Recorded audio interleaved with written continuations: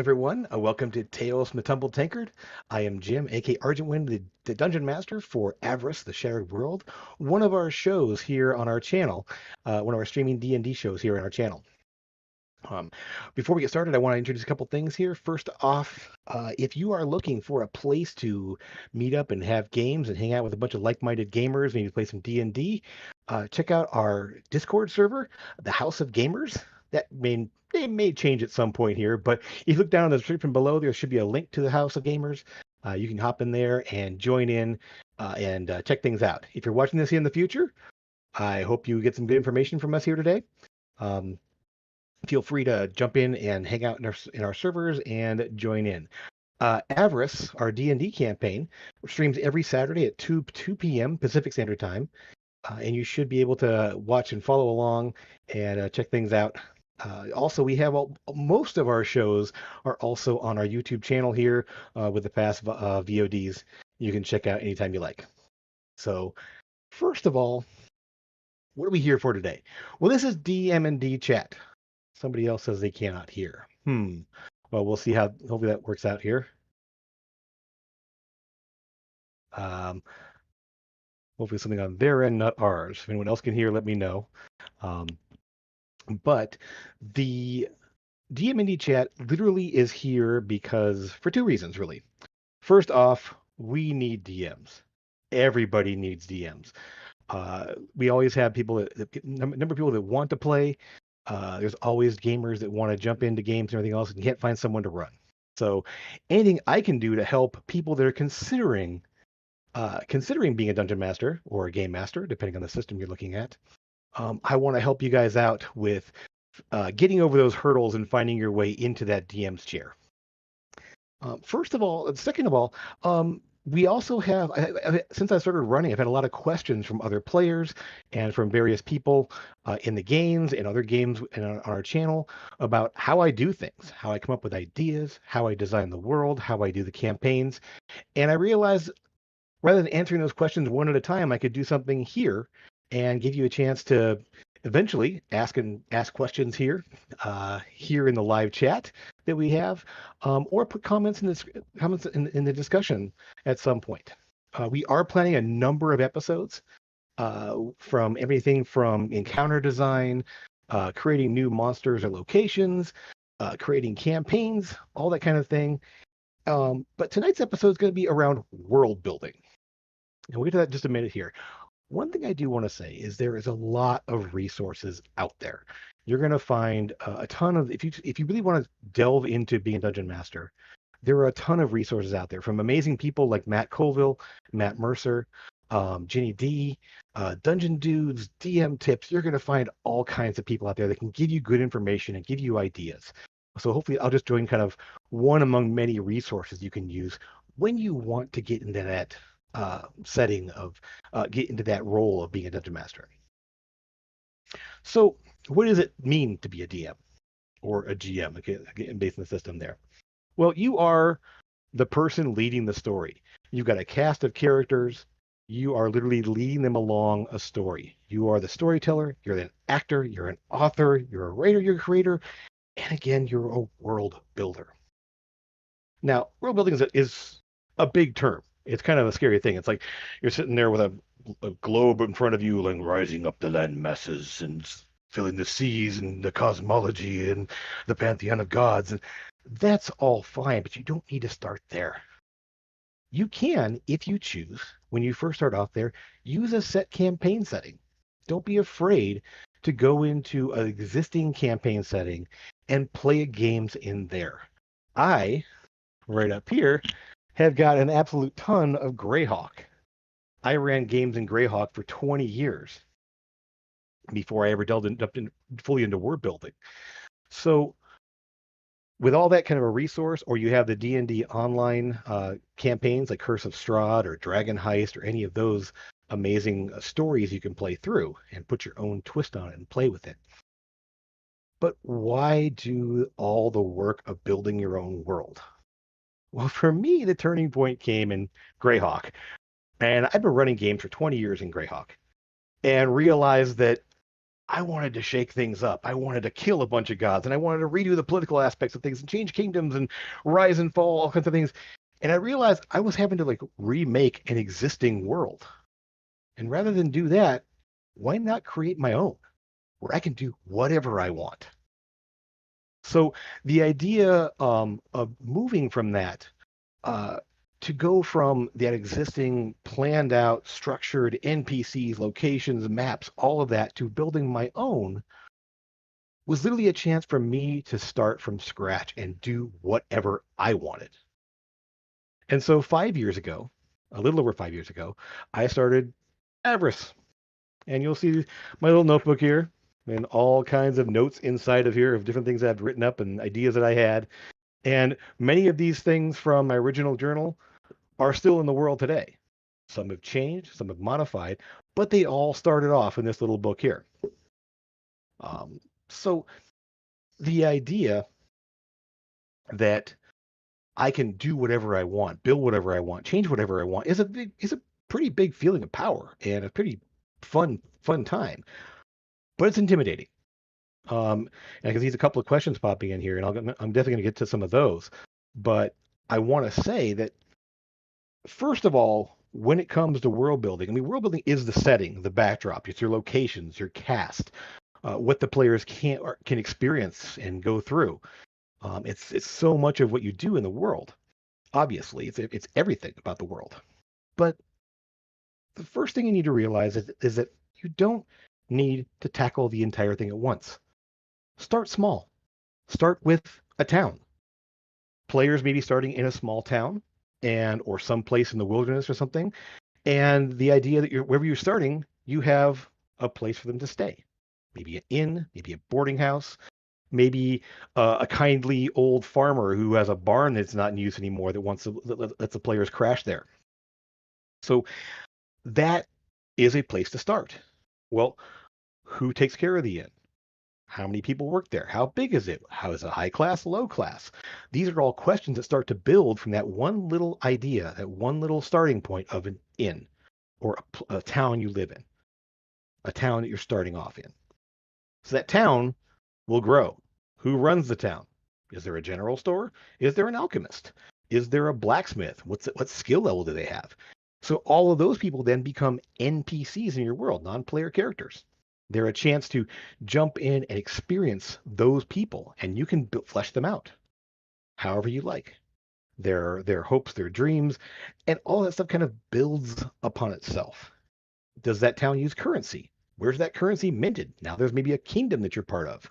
Or is that town on a trade route between other bigger places? Is there logging nearby or a stone quarry nearby? All of these questions build from that one little idea. And you can just kind of roll with it and keep going. The nice thing is that you don't have to do it all at once. Now, the more you have, the more you can present to your players and the more you can explain to them, but you don't have to start there. As you're thinking up the world, as you're putting together the ideas of your world here, you can start with one little place and build from there. Does the kingdom this little town is in, does it have rivals? Does it have threats that are to them? Are there giants who are storming down the mountains and messing with the kingdom there? Well, now you're thinking in terms of adventure seeds. Maybe the kingdom will hire you to go kill those giants or deal with them or broker a peace treaty with them. Who knows? But those are things that, again, that one little seed leads to a bunch of others. Okay? So again, start small, build from there. Next, I touched on this already, but next, there is the idea of your campaign style. When you have that elevator pitch of what your campaign world is like, or that 20,000-foot flyover view of like, here is the campaign, you're going to want to answer a couple questions for yourself and for your players that are going to jump in here. The campaign style and specifics. What magic level and tech level is your campaign going to be? The higher magic levels are going to have a lot more things like powerful wizards running around and magic being used for everyday solutions. Technology level, are there airships and guns? Are magic items like quantified and made into technological devices that everyone has in their home? Again, that's going to be a much different aspect of your world than if magic is much more scarce or even much more dangerous or mistrusted. But that sliding scale of magic level and tech level is going to change the concept of your world and change how you build it. Also, when you're thinking of your campaign, when you're thinking of potential world building aspects there, you want to think of what classes are available. In that setting of high magic, there may be wizards and a whole wizard school and academy. There may be people running around with magic initiate feats, and almost everybody has some form of magic. But in a low magic world, you may be learning your wizardry from a hermit in a tower in the middle of the woods, and all of your knowledge comes from that person initially. So again, that that tech level changes the style of the campaign. And then, like for example, artificers. If you're in a high technology place where clockwork automatons are normal and airships are around and people have guns, then you're talking about artificers have a lot more meat behind them and a lot more to work with. So again, the classes that are available will depend on some of those choices you make. And then, of course, races. Obviously, when players are going to make characters, they're going to look at what races are available. So you want to think about what races are in your world. If you decide you want to keep it straightforward, I want elves, dwarves, halflings, and gnomes. Period. Those are the only races, places, characters available. Make the players aware of that, but you have to think about why are those other races not playable? Is it because they're monstrous humanoids that are basically a threat to people? Are they just a xenophobic nation that won't venture out from their place? Or do they not exist in your world? In Avarice, I don't have Loxodons, the elephant race. Just because I already had so many races in the world, I didn't want to overpopulate it with different types of races. There's still quite a few, but I didn't want to make even more choices. It ends up being a little bit of choice paralysis for players sometimes. And they the Loxodons would have filled a very similar role to races that I did have, like Goliath and Furbolg.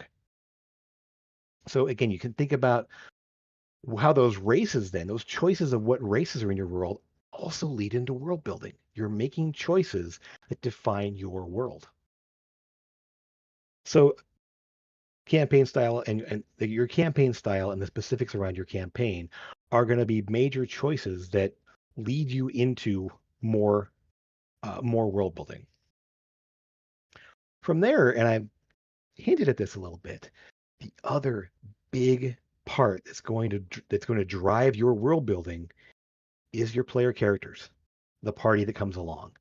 Because what's going to happen is they decide, hey, I want to play a halfling from a remote village who had a brother who's a gunsmith and made me my first gun. Well, now you have of a remote village of halflings. You have a brother. Does that person have parents and friends? What did they do when they left? So now you already have a new location, some new NPCs just from one character's backstory. And that's going to build your world even more. So each player in your party is going to have something similar. So the idea that you don't have to do it all and say, hey, you're from here, you have these people, you let them do it. Their backstory will then be incorporated into your world, and it's going to save you some work. You're going to literally be able to take their backstory and plug it into your world and make it work. What interests do they have? Are they an outdoorsy person? Are they an academic? Well, that's going to again change what they had access to when they were kids. If they're running around and they're running around in the woods, learning to hunt, learning to fish, survival skill may be a thing there. And again, there's going to be wilderness around where they're from. Build out a little more area there. If they're more into sages, a kind of a sage type background, and they want to be spending time in a library, well, there needs to be a library nearby them, or a reason there's going to be an amount of books for them to get access to. So again, all of those pieces that all those choices the character makes, drive more things in the world. So the idea that each character's backstory, their family, their friends, where they grew up, adds another piece to the world building as you go. And then as you get into the campaign, the adventures they're having, where they're going, each step in that adventure adds a new part to the world. If they're wandering the woods and find a wizard's tower, an abandoned wizard's tower that's crumbled partially and they want to go check it out. Well, that's a new location. Are there monsters there? Is there any information in that tower about why it's there and who that wizard was? So again, new pieces for the world. So a lot of this you're going to prep ahead of time. As you get an idea, you think, oh, hey, it'd be kind of cool if I had these locations for them to find. And that's where your journals come in. You jot down plot ideas, get an idea of, hey, here's a future encounter. Let's jot some ideas about that. And then eventually they make it there or they don't. Or an idea you might have had initially gets modified based on what the players have done. So this gets into the next point about world building. The story drives the world, which then in turn drives the story. It's a cyclical nature of literally taking the aspects of the adventures the party is on, giving them seeds, giving them places, giving them people to meet and things to do. That builds the world. But then what they do with those places will then drive it back around to the things you have to create in the world to keep the story moving. So the campaign, the series of adventures, that story is going to drive those choices. Let's start off in that town with those little the Flitting adventurer in that little inn, and they go to that wizard's tower. Now the wizard's tower is, well, what's there? Well, there's a bunch of crazy little monsters, little slime monsters that are running around there. How do they get there? What are they for? Why are they there? And what do they do with them? So what ends up happening is they go to a place, and now not only do you have a location and a place and a plot to go through, what do they find out? Who was that wizard? How long has it been a ruin? Now you're looking at history, people, places, events. What caused the destruction of this tower? That may have a bearing on what's going to happen in the story. Who was that wizard? Was he important? Was he a hermit? Did he have allies? Now you have other pieces to latch onto and things to do. And so the idea that each little step adds a new piece to the world. So what I'm getting at here, and this might not be a shock, is that world building never ends. It literally keeps going. You're going to build a world before the players even set foot in it. You're going to have ideas and places and people, and the more you do, the more you can play around with it. And the more you can kind of offer up to the players as like, hey, here's something to look at. Here's a place to go. But the idea that you never can predict what the players are going to do, what they're going to be interested in, what they want to do. So that's going to drive you off into different directions you may not have thought of. And again, that world building never ends. So to think about ways that this occurs, those aspects you look at, what those players are doing there, you're going to find more and more things to incorporate into your world. And if it's in the future, you may, through their actions, think part way through of like, hey, there's a big common thread amongst these things they're running into. There's a big bad evil guy out here, the BBEG, as we're going to delve into in other episodes coming up. But there's a place where a time during this adventure where it all starts to come together. It all starts to feel like one continuous adventure leading to somewhere. So that may be something you plan for initially, but through the world building you do throughout the game, it can develop on its own. So I see a couple of questions here. I'm going to jump into, and so I'm going to hop over into that for a little bit. First of all, Justin, awesome. Biggest personal hurdle to transitioning from pre-written module to original content. Well, I definitely touched on this in the idea that it's an undertaking. It can be a massive undertaking. So the hurdle is, how much do I have to plan out to get things going? And I'll admit, I kind of overplanned initially. I had kingdoms, I had places, I had worlds, I had a giant map of an entire continent. I was working through historical ideas. And so our hurdle was how much was too much. And I definitely, in my first campaign, and I have one player I know in the chat right now who was in that first campaign, I kind of had a huge dump of information, and it was too much. And it's one of those things of like, let it grow, let it build, and so that hurdle might be over planning and getting in through that aspect there.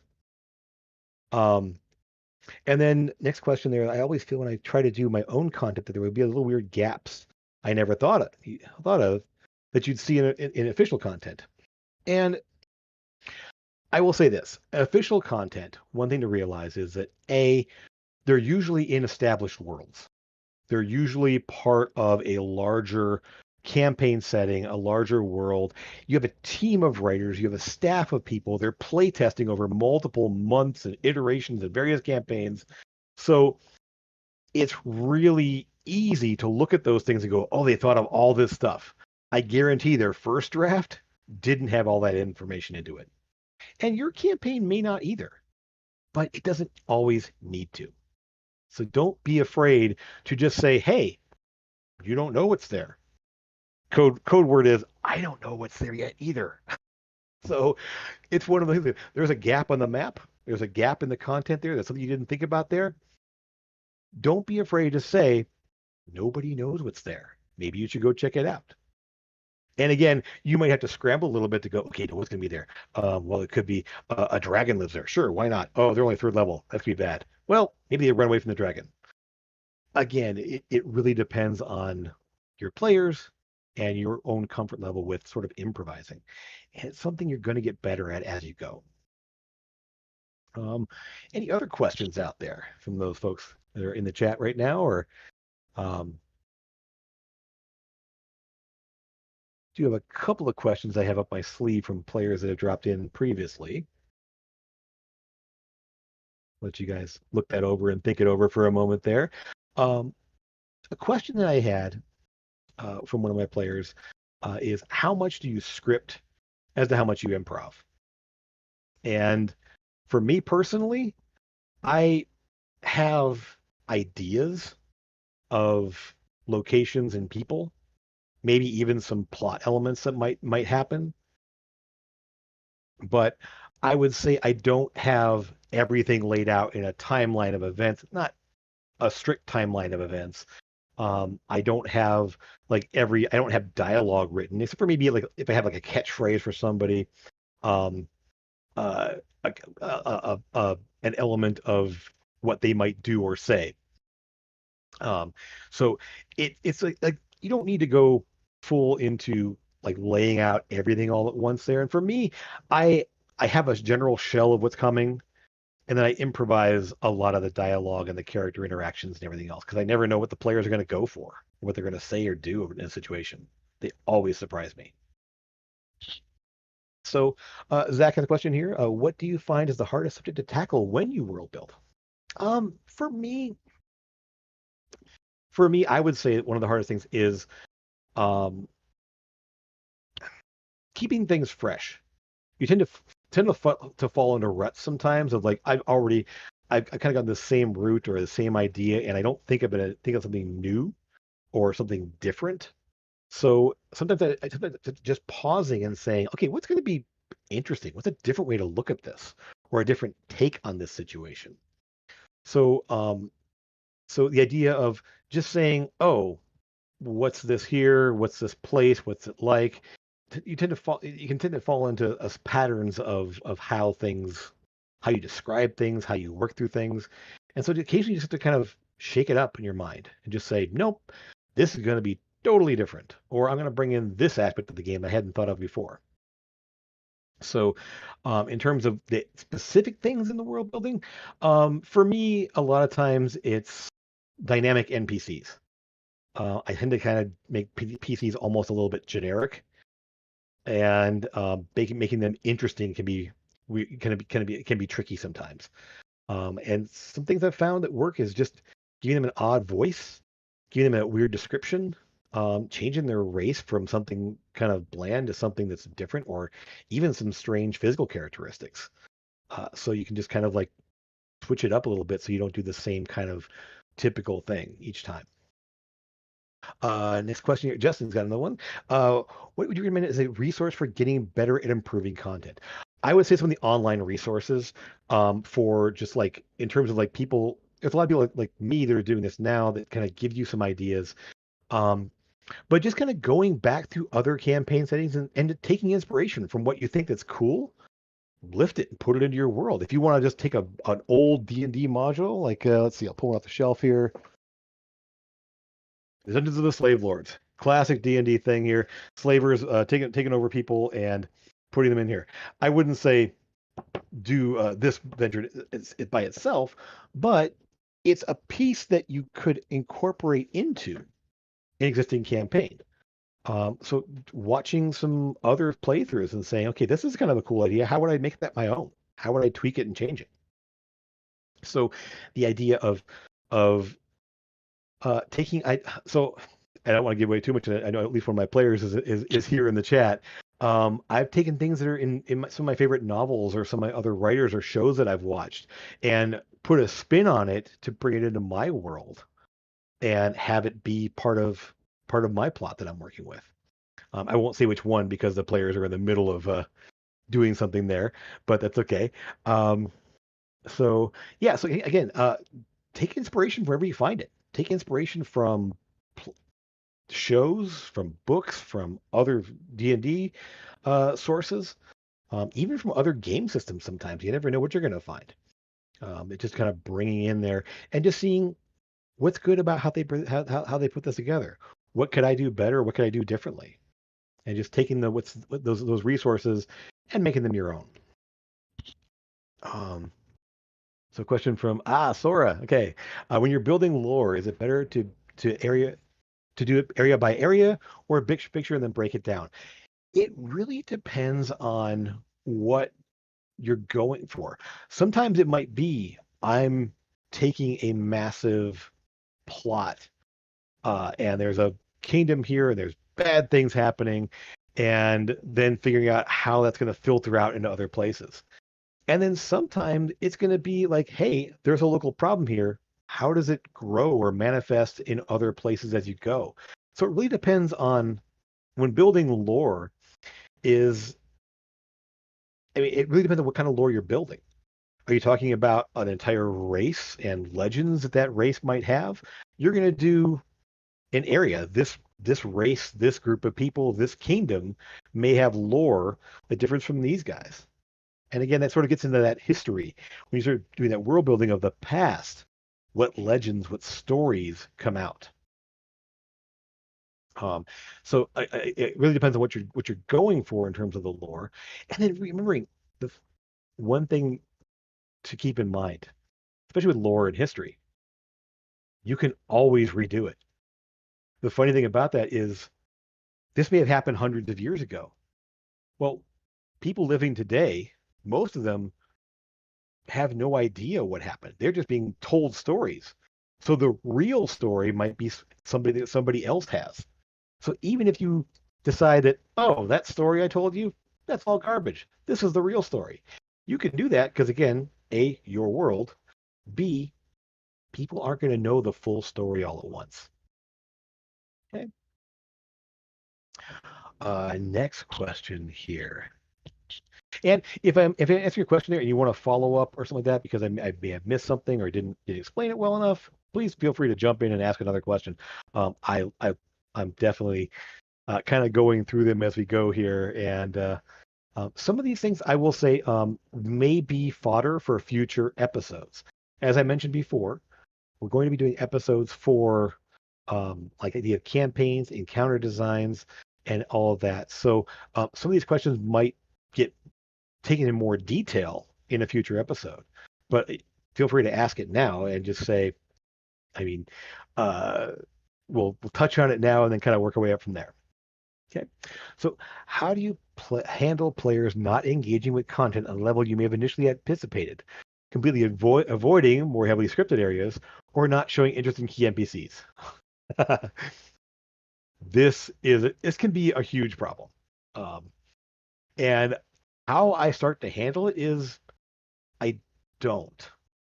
I basically the idea of keeping things kind of vague or keeping things kind of basic, if I don't overly script something, I'm not counting on the players to do this thing to go here, to find here. Recently, I had my players, and this is a little peek behind the curtain if you're out there.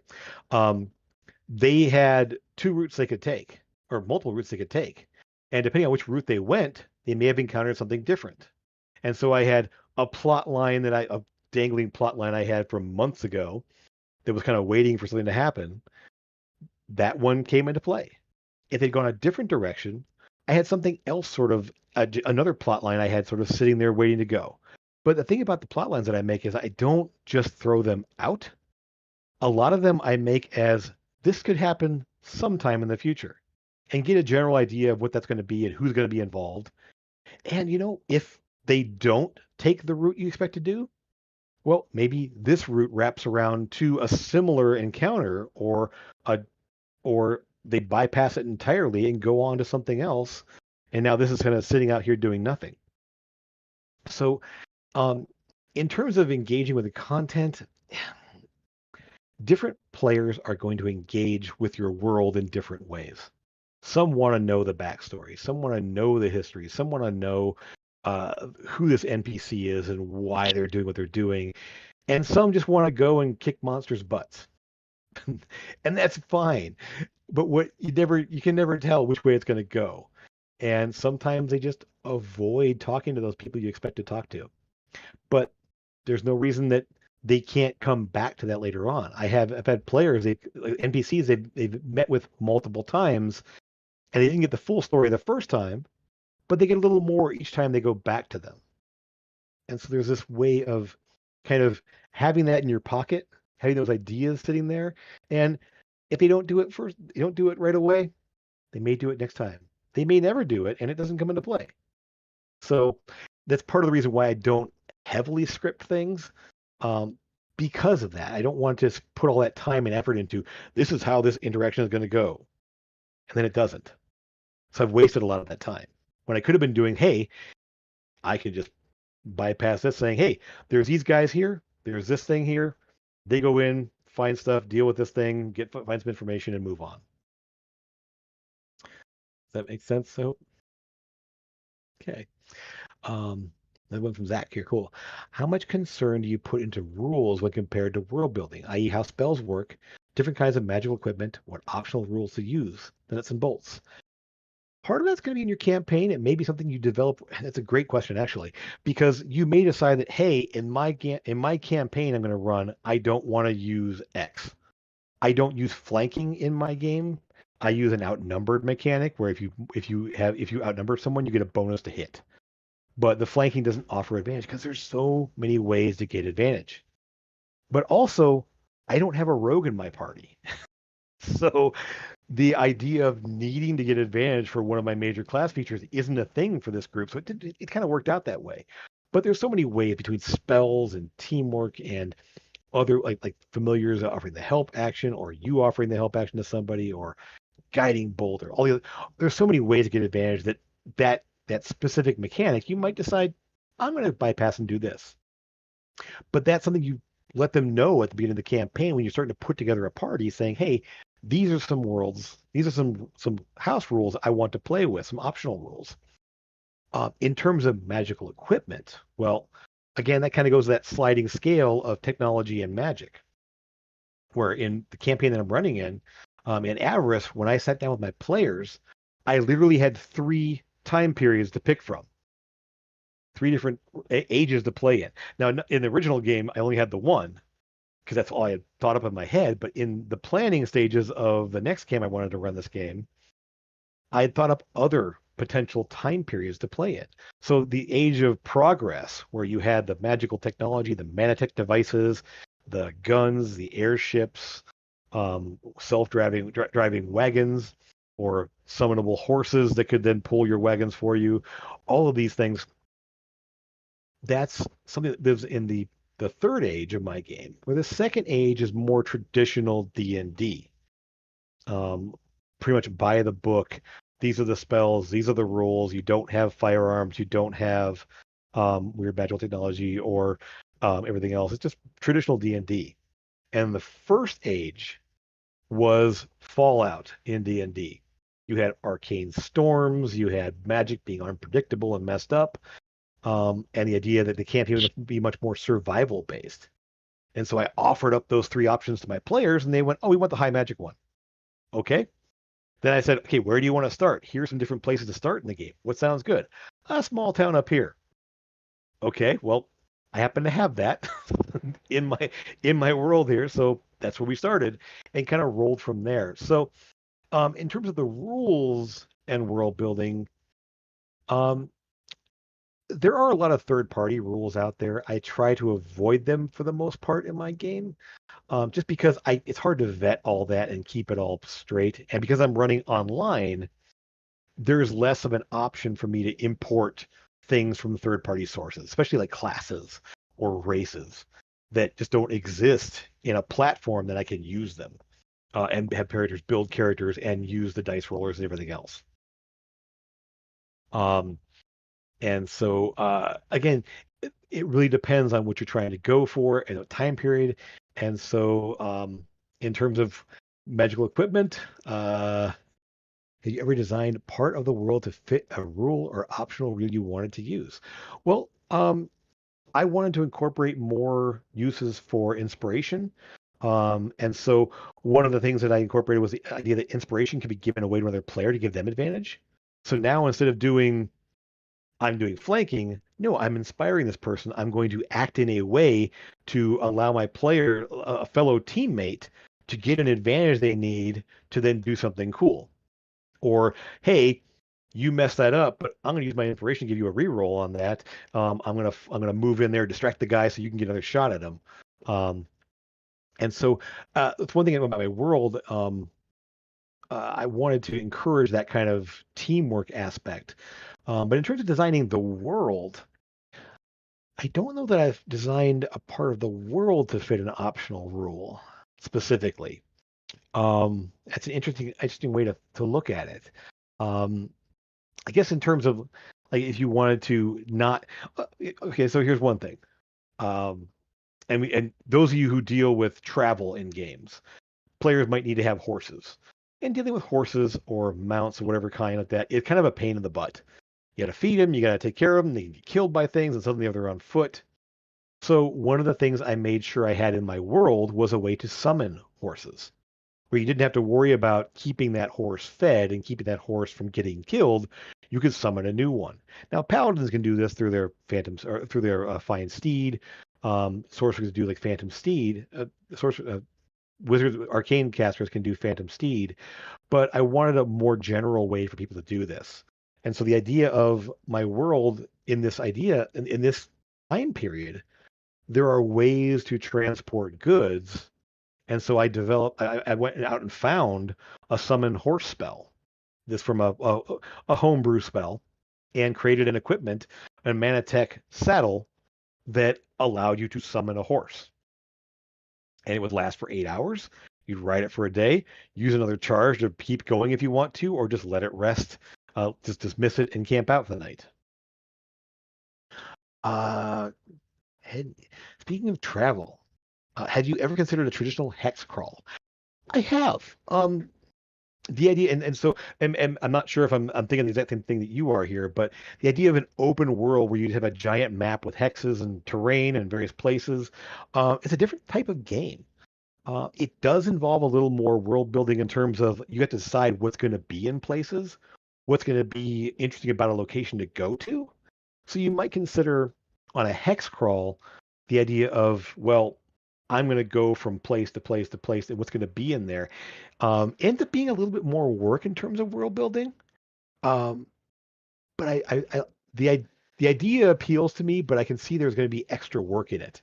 If you're in a situation where you have either a lot of random encounter options, or you've got a lot of sort of just general ideas uh, playing around of like, hey, if this hex is full of desert, we're going to do these kinds of adventures.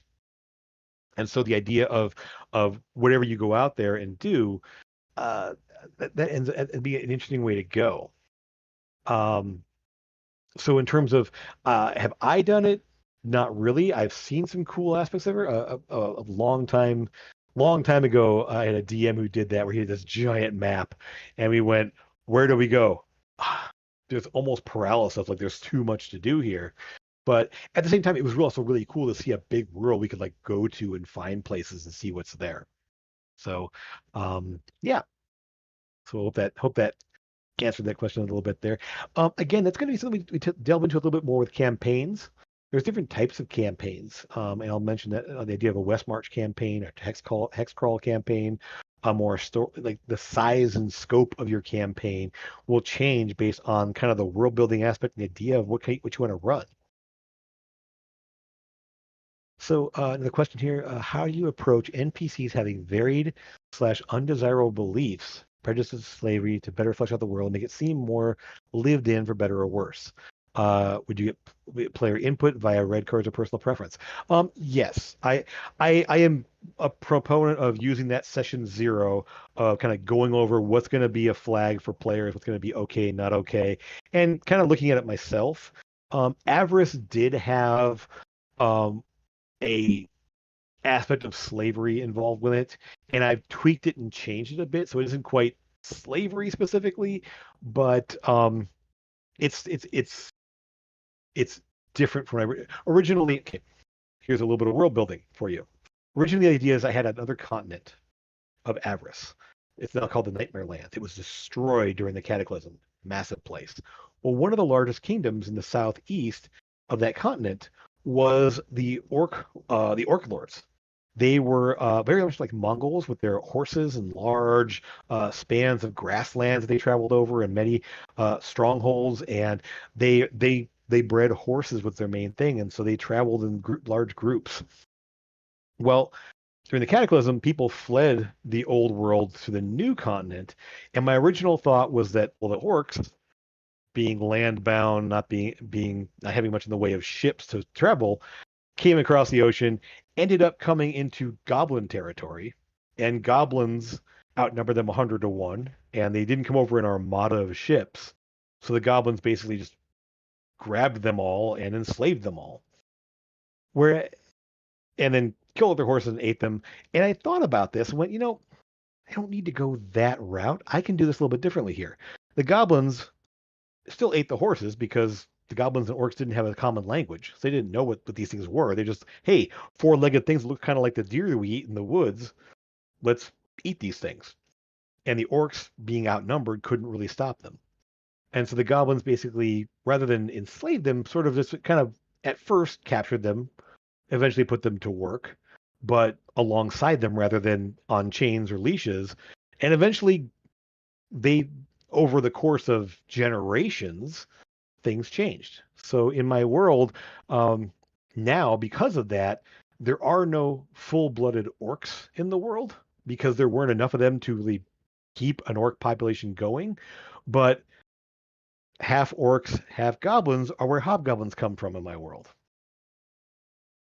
And orc blood is still out there among people, and so you have like half orcs or half orc like traits among the people, but a full-blooded orc is just not something that's in the world anymore. So again, that change, that idea of what's there, the goblins aren't necessarily like enslaving them. They just, you're going to be part of this community now. You have nowhere else to go. Eventually, you're going to be uh, part of our population. They got absorbed into the population in a way. So follow up on that. I've seen sessions that almost seem to have a utopian feel because the DM is uncomfortable to include potential negativity, perceived stereotypes. Uh, but thank you for the answer. Um, I think there's going to be bad guys. There's going to be terrible things in the past, things that have to be dealt with. And if you think of it more on the lines of what is evil in your world, demons, devils, uh, dark fae. These are elements my players are starting to see rearing their heads in the game. Other older eldritch horrors and everything else. The idea that there are enough bad things out there in the world that you don't have to basically make an entire nation of bad people doing terrible things.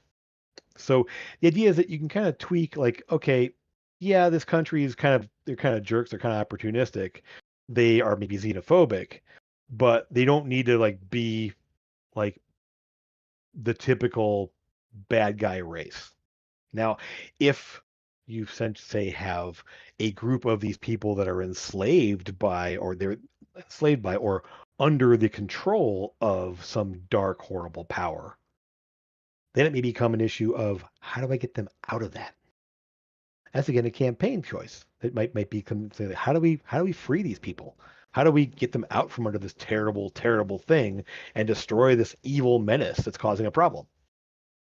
So I think the utopian feel can be a bit of a trap if you don't have something of a threat.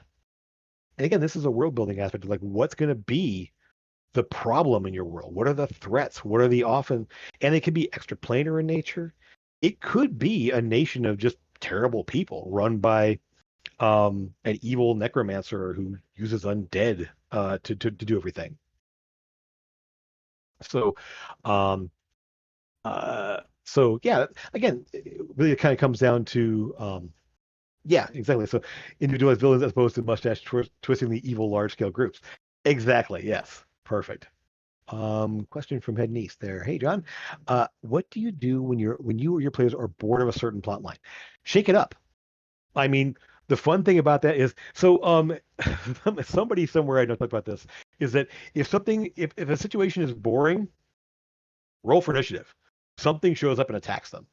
Shake it up in some way. Or if you're bored of a plot line, it may be in between sessions saying, "Hey, you're seeming kind of bored." Talk to the players and say, what's going to be something interesting for you? What do you want to see? Yes, my DM there, Zach, twirling his mustache. Absolutely, you do a lot of that, I'm sure. Um, so back to that thing there. Um, if you have people they're seemingly bored with a plot line or with a certain with a game in general, is that talk to them, find out what's going to make them more interested, what's going to bring them around to being more active. And you know what? This my players will recognize this little strategy here. If they have a backstory, bring something from their backstory. Like if they have a family member that they care about, put them in danger. Now there's an idea of that, hey, um, I just got word that that the village I grew up in is being threatened by some undead horde, or I guess a message from saying something, hey, we need help. Please help us. Now they're going to be more invested in what's going on. Or if it's something that they want to do, like the player's interested in delving into ruins and dungeons, give them one.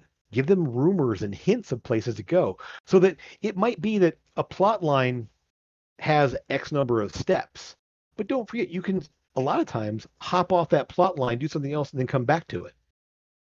So if you find yourself in a trap of you're kind of bored with how this plot line is going or how this character arc is going, like either tweak it to make them more invested or abandon it for a while and come back to it. Or even better, bring it around full circle where they got bored with this and didn't keep going. And then they go out here and do this and find out, oh, because I didn't do that, this is now happening. Oh crap, now we need to deal with that. So again, there's some fun ways to kind of and again it's part of your world building. It's part of what you drive that story. You put something into the world to make it interesting, and then let that unfold and keep going from there. Got 10 more minutes or so if there's other questions out there. Um, let's see if anyone else jumps in with another one here.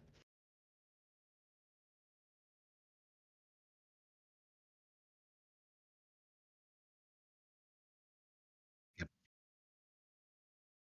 Excellent. So, actually, I've been informed that we have some new subscribers. I know we've had some new members joining our Discord here. Thank you so much for that. New followers in the channel. Um, feel definitely tell your friends about it. Tell your friends about the server. Tell about our Discord. Tell your about the games. And thank you so much because your support is huge in keeping this going. So I definitely appreciate that. Um, so. uh, yeah, Um, so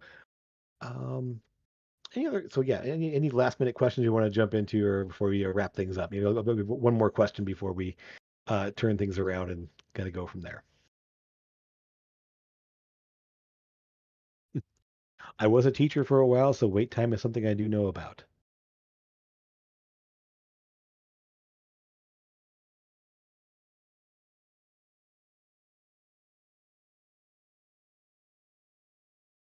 Okay.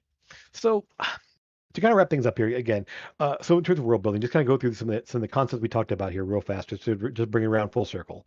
So for world building here, start small and build. Let it grow, let it develop as you go along. Um, ooh, good question. Uh, let me do this whole thing here. Start small and build. Decide on your campaign style and the specifics of your campaign before you really get in players involved. Uh, Three, the party is going to drive a lot of your world. Um, Three, the story drives the world, which drives the story. Four, history, places and events that tie to what they're discovering and find a chance to grow and build off of things. So a quick question just came in here. Oh, and lastly, remember that world building never ends. So question here, um, working with a player to fit in your campaign. That's a good question. And actually, you know what? I think that's a good point. You know, I think next time our episode here, we're going to talk about campaigns. It's going to talk about delve more into campaigns, different types of campaigns, different how to work players into, how to transition players into or out of a campaign, depending on if you have players that have to leave for whatever reason, or if a player unfortunately gets if a PC gets killed, or party member gets killed. It doesn't happen a lot in some games, but in some games it might. And so, how do you keep the campaign going with that change in the cast? So, yeah, we'll talk about next time. We're going to talk about campaigns, the idea of different types of campaigns, how to deal with campaigns, how to set them up, how to keep them going. That's a tricky thing there, and a weird concept, but potentially how to end a campaign. Now, I'll tell you give you a little sneak peek of that answer right now. I've never ended a campaign completely. I've had campaigns fizzle out. I've had games go there. So I want to say that in campaigns, there may be some different things that pop up in there. So yeah, next time we'll talk about campaigns. I want to thank you guys again for being here and being part of this. Our first one here. I hope you guys got some information. It sounds like I had a lot of questions and a lot of participation. So again, thank you so much for the support, for the viewers, and if you ever want to come back to this, feel free to add questions in the comments below if you want to kind of fuel comments for next time, maybe, or future episodes or ideas for future episodes. One thing I do plan to do is bring in some guests on occasion. So there may be some people, maybe some people in this chat even, that I pull in to have maybe a little roundtable discussion or to have them field some questions. So again, that's something we'll work out down the road. And we may come back around on some of these things as some of these concepts as they are rather important to making a game's work. So again, lastly, thank you so much. Um, Check out our Discord server, descriptions below. Check out Avarice and our other streaming games. Or if you're on the Discord server, you can hop in and watch some of the games. Um, Watch and listen to some of the games as they go on. Feel free to have fun with that and join in and see how things are going. So, with that, I want to say take care, everyone. And Saturday, 2 o'clock, game will be starting up then. If you want to jump in and watch. And thanks again. Appreciate it. Bye.